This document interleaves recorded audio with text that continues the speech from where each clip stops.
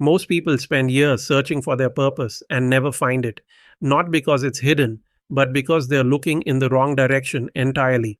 The people who do find it aren't smarter or luckier. They stopped treating purpose like a destination and started treating it like a recognition. That shift changes everything about how you look. In this video, I'll show you number 1, why the search for purpose fails almost every time and what's actually going wrong beneath the surface. Number 2, what the Vedic concept of svadharma reveals about your nature that modern career advice completely misses. Number 3, a 4-question self-inquiry process drawn from these texts that cuts through the noise and points you toward what's already there. Let's get into it. A woman I'll call Priya spent 11 years building a career in finance. Good salary, respected title, the kind of job her parents pointed to with pride. At 34, sitting in a glass office in Mumbai, she told me she felt like she was living someone else's life. Not unhappy exactly, just absent. She'd read the books, taken the personality tests, made the vision boards. Still, nothing clicked. What she didn't know yet was that she wasn't missing information. She was asking the wrong question. Priya's situation is not unusual. Psychologist William Damon spent decades studying purpose, and what he found is that most people who feel purposeless aren't lacking ambition or intelligence. They're running a flawed search strategy. The strategy looks like this: you look at what the world rewards, you try to match yourself to it, and you wait for the feeling of purpose to follow. Career counselors call this finding your fit, but Damon's research shows that purpose doesn't work that way. It doesn't appear at the end of an external search. It surfaces through a gradual convergence, a slow coming together of 3 things: what you genuinely value, what you're constitutionally built for, and what the world actually needs from you. When those 3 overlap, you feel it, not as a thunderbolt, more like a quiet recognition, like remembering something you always knew. The problem is that most people are only tracking one of those 3. They're watching the external signal, what the market rewards, what looks impressive, what their parents wanted, and they're completely blind to the internal signal. The Bhagavad Gita names this pattern directly. It describes a person who abandons their own nature to imitate another's as someone who has taken on a burden that doesn't belong to them. The Sanskrit word is paradharmu, someone else's path, and the text says plainly that performing someone else's dharma, however successfully, produces a kind of spiritual suffocation. That's what Priya felt, not failure, suffocation. She was excellent at her job, she just wasn't built for it. The reason the purpose search fails is that it starts with the question, what should I do? When the real question is, what am I? And those 2 questions point in completely opposite directions. One looks outward at options, the other looks inward at nature. The practical takeaway from this section is blunt. If you've been searching for your purpose by scanning external options and waiting for one to feel right, you've been using the wrong instrument. The signal you're looking for isn't out there. It's already in you, and it's been broadcasting the whole time. The word svadharma gets translated a dozen different ways: your duty, your calling, your purpose, your path. None of those translations are wrong, but they all miss something. The root of the word is sva, which means one's own. Not chosen, not earned, own, as in constitutionally yours. The way a river's nature is to flow downhill, not because it decided to, but because that's what it is. Dharma in this context isn't a moral code. It's closer to the word nature in the scientific sense.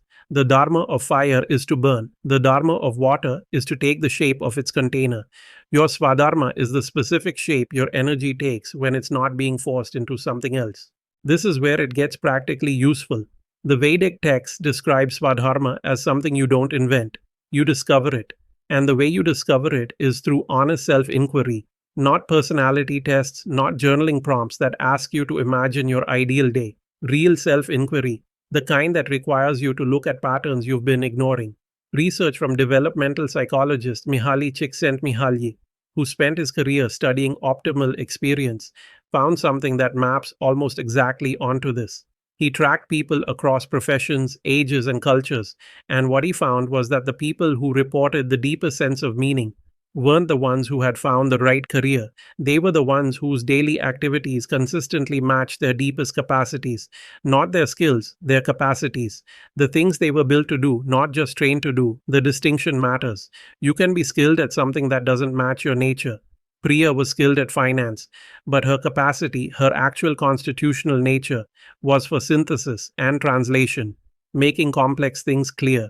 She'd been doing that her whole life, informally, in every room she walked into. She just hadn't been paid for it yet. Svadharma is visible in the things you do when no one is watching and no one is paying you. The problems you find yourself solving anyway, the conversations you keep gravitating toward, the work that makes you lose track of time not because it's easy, but because it's yours. The texts also make a point that modern purpose literature rarely does. Your Swadharma is not necessarily comfortable. It's not the thing that relaxes you, it's the thing that fully engages you. There's a difference. Purpose isn't rest, it's the right kind of effort, the effort that feels like expression rather than performance. If you've been waiting to feel comfortable before committing to something, you may be waiting for the wrong signal. The signal you're looking for is engagement, not ease. The Vedic tradition didn't just describe Swadharma philosophically, it gave a method for finding it. The method is self inquiry, and the specific form I'm going to walk you through is drawn from the Gita's framework for understanding the self, adapted through the lens of modern purpose research. 4 questions. You don't answer them in your head, you write them out. You give yourself real time with each one, not 5 minutes. These are questions you sit with over days. Question 1. What have I always done, even when it cost me? Not what do you enjoy. What have you consistently done, regardless of whether it was rewarded, approved, or convenient? Priya, when she finally sat with this question, realized she had been the person people called when they needed something complicated explained simply. She'd done it in school, in her first job, at family dinners. It cost her time. Sometimes it cost her sleep. She did it anyway. Question 2. What kind of suffering am I willing to endure? This one comes from the Gita's teaching on tapas, disciplined effort that purifies. Every path has its specific difficulty. The question isn't whether your path will be hard, it's whether the hardness fits you. A surgeon endures years of training, long hours, and the weight of life or death decisions. A writer endures isolation, rejection, and the slow grind of revision. Neither is worse, but they require different constitutions. If you can identify the specific kind of difficulty you are willing to sustain, you've narrowed the field considerably. Question 3. What do people consistently come to you for without you advertising it? This is the contribution signal. The Gita describes Dharma as always having an outward dimension, a way it serves. If you've been doing something your whole life, the world around you has already noticed. Other people often see your Swadharma before you do, because they are not inside your assumptions about yourself. Ask 3 people who know you well. What do you come to me for that you wouldn't go to anyone else for? The pattern in their answers is data. Question 4. What would you still do if the outcome were guaranteed to be invisible? This is the most important one. It's drawn from the Gita's teaching on Nishkama Karmu, action without attachment to results. The question strips away every external motivation and leaves only what's real. If no one would ever know, no one would ever pay you, and the work would disappear the moment you finished it, what would you still do? The answer to that question is not your hobby, it's your nature. These 4 questions, taken together, create a convergence. They point from 4 different directions toward the same center. Where they meet is not a job title. It's a description of how you're built, and from that description, purpose becomes less of a mystery and more of a direction.